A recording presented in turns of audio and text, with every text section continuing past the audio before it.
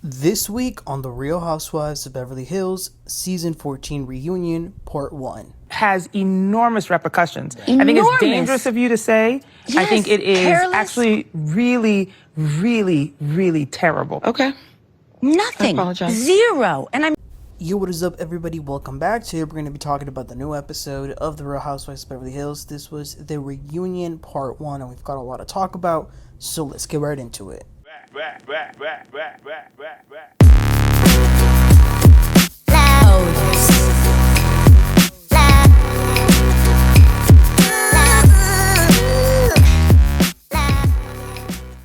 Alright, so we begin by seeing the women arrive to the studio. They're going to get glammed up. Kyle came in with her crystals. Sutton brought Garcelle a gift. Andy goes to Kyle's room and is asking her about what people are saying about there being double standards when it comes to what she wants to share and what she expects other people to share. Kyle says, "What have we seen from Sutton and Garcelle's life?" Dorit says that she's activated and is going to leave it all on the stage. I didn't love the set. It looked a little cheap. I thought the outfits were good. If I had to pick a winner, I would probably say Garcelle slayed. I think I liked her outfit the most. But y'all let me know who you thought was the best dressed this reunion. So Andy goes around introducing everybody. Kyle brought her crystals out with her, I didn't know this. This is interesting. So Andy says that Erika she's in the movie Honora. Like, she sings a song in it. Wow, didn't know that. Because the actress from that movie just won an Oscar a few weeks ago. Garcelle has a new grandchild. She's still friends with LVP, and Oliver still works for her. They joke about Kathy coming out because we all remember Sutton suddenly fainted last year when Kathy came out. Bo says that she's excited for her first reunion, and Dorit is really excited because she was recently on British Vogue. Andy asks if they would like to have any intentions for today, and Kyle says that she wants to leave better than how she came in, and Garcelle says that she hopes that they can talk things through and actually take a cast picture because they haven't had one the past 2 seasons. But this was like some crazy foreshadowing that she said that, because as we know now, when Garcelle quit the reunion, she didn't stay for the picture. So the fact that she said that is really crazy. Okay, so the first topic of conversation is Dorit's storyline, the PK and Dorit separation storyline that lasted pretty much all season. So we take a look at some of those scenes from the season regarding PK and Dorit, and after watching that, Andy says that the viewers loved seeing Dorit smoking. Really? Not me. He says a lot of memes came from that. Dorit says that she doesn't regret not telling her children about the separation. Dorit says that they actually don't really ask her about it anyway. Sutton shared how even though she advised Dorit to tell her kids, she herself never told her kids for about a year. Sutton says that she views what she did as a mistake. She honestly thinks that being honest with them would have been much better, and that's why she said that she suggested to Dorit to just tell them. Andy asks Dorit if she isn't telling the kids because maybe she thinks there's a possibility that they'll get back together, but she says no. On the contrary, every day feels less likely that they will get back together. Andy asks, "Are you still in love with him?" And Dorit says, "Yeah, he's my soul, my blood, my heart, and I hate it because it makes things more difficult, but I know I also need my peace." Andy says that they invited PK to the reunion, but he declined, although he did send in a statement. It was a pretty long statement, but in a nutshell, he said that Dorit had made many mischaracterizations about him throughout the season, and the biggest one being that he's a bad father. He says that's totally false, and he even says that he doesn't know the new Dorit, like it's not who he married. Dorit says, "Listen, PK could have been here. I was supportive of him being here." Andy says, "Well, he keeps mentioning how much you've changed. Like, what does he mean by that? Have you changed?" Dorit says, "Well, if I don't change in 14 years, then clearly there's a problem." She does admit that being on the show obviously changes things, but she doesn't think it's the root cause of their problems. Andy says, "Do you think your fame has made him insecure?" Dorit says, "I don't know. I wouldn't want to think that." Andy then asks Kyle about this, if she thinks Dorit has changed because of the cameras. Kyle claims that in this season, she did feel like she was dealing with a different Dorit. Okay, so then they talk about a comment Kyle made because Dorit had shared that PK has like a dark side to him that she calls the monster, and Kyle in her confessional said that she pretty much didn't believe Dorit and that she thought Dorit might have been exaggerating. So Dorit says that was one of the most hurtful things that she watched. She says to Kyle, "You're supposed to know me better. I mean, apparently the only thing, but like the only relationship between you and PK is memes and jokes. So you've never seen that side of him."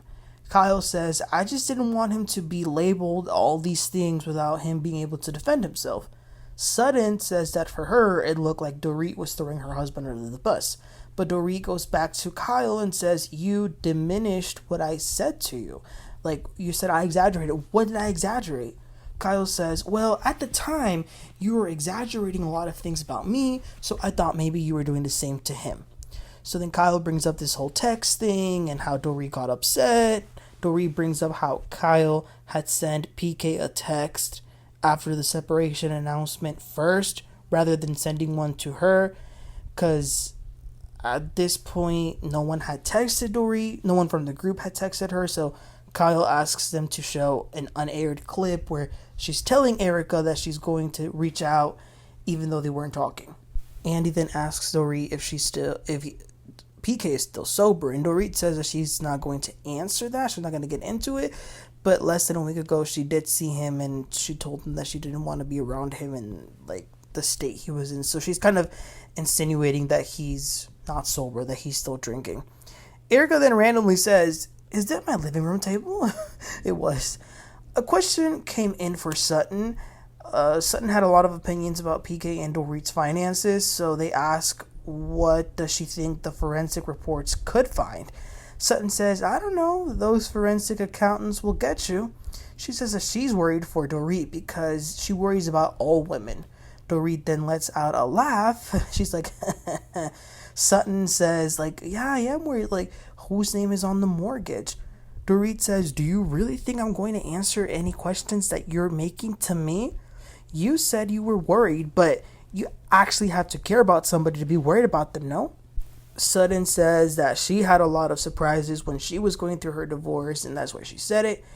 Andy asks Dorit if the house is in foreclosure, and Dorit says that no, it was in pre-foreclosure. PK told her that they changed the rate and no one was returning his calls, and he didn't want to pay unless they returned his calls, but they resolved it. Huh? I don't know. Dorit says that they are still co-parenting. PK sees them on Saturdays when he's in town. Every day she realizes that what she believed was going to be her future might not be that, and it's hard. She says that she's heartbroken. I wonder why she never cries. I don't know. I wonder. So then we move over to the one and only Bozoma St. John, the new housewife. So they show her scenes, and let me tell you, Boz really is that girl. I really like Boz. I've seen a lot of people try and discredit her accomplishments online, which is crazy because I guarantee you that half of these people haven't even been a manager at a grocery store, much less a marketing officer. So I think like that's crazy. Like, you don't have to like Boz, but to diminish her career is insane.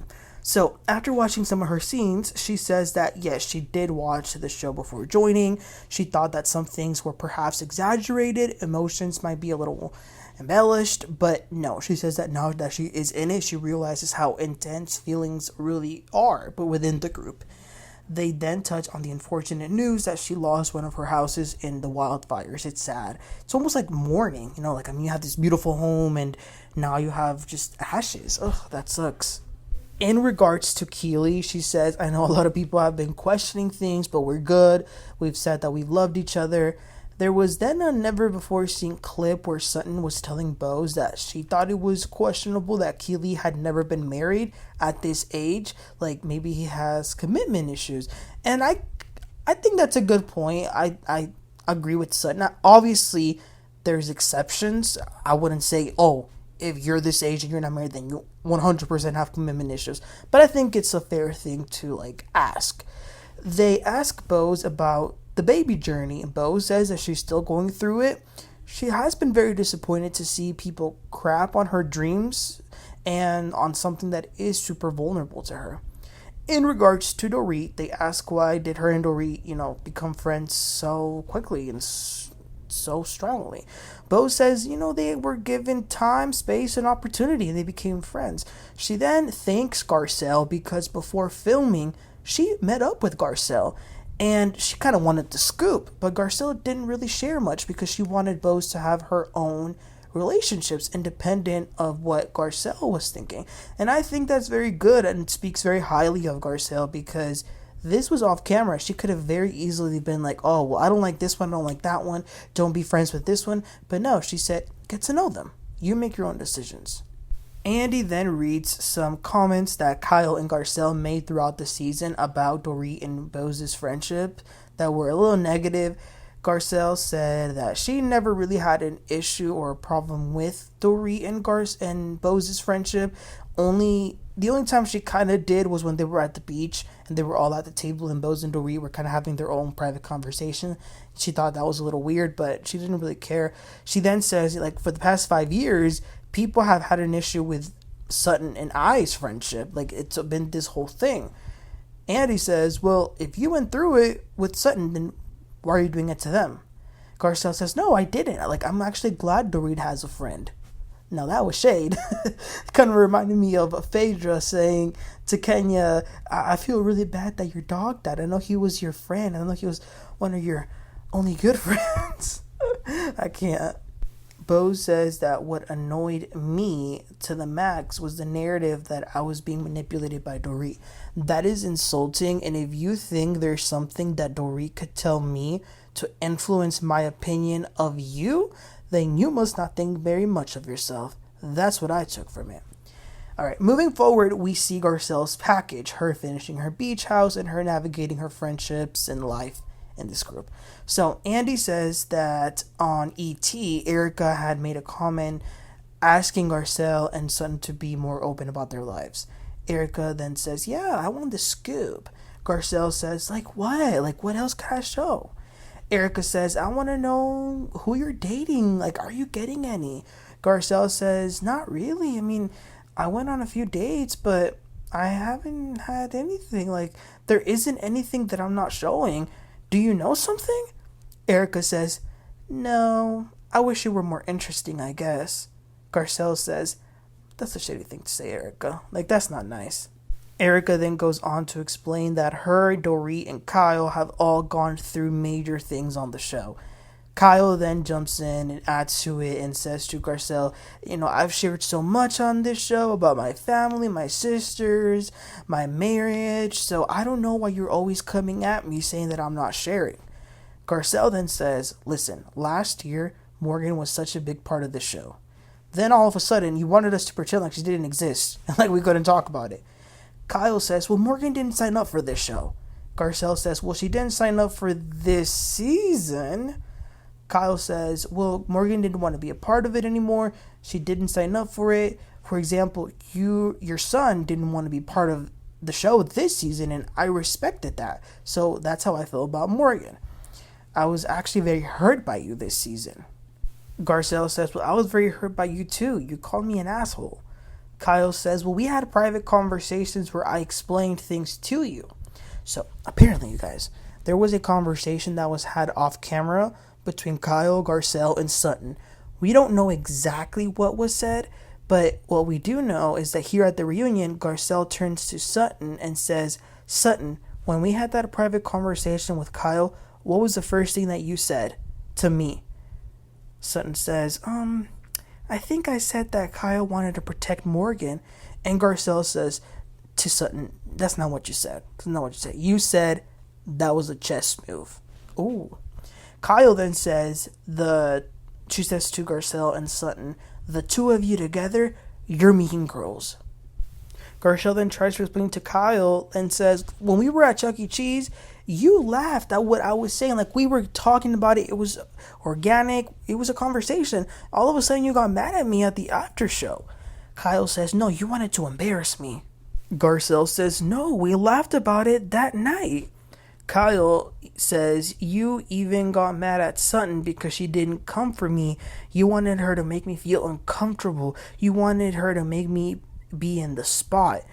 Sutton says, I respected you, Kyle. I respected that you didn't want to talk about Morgan, so I didn't bring it up.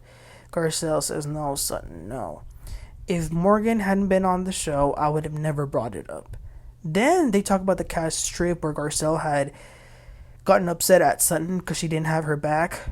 And now Kyle is bringing up how mad she is that Garcelle called her out for not defending Sutton.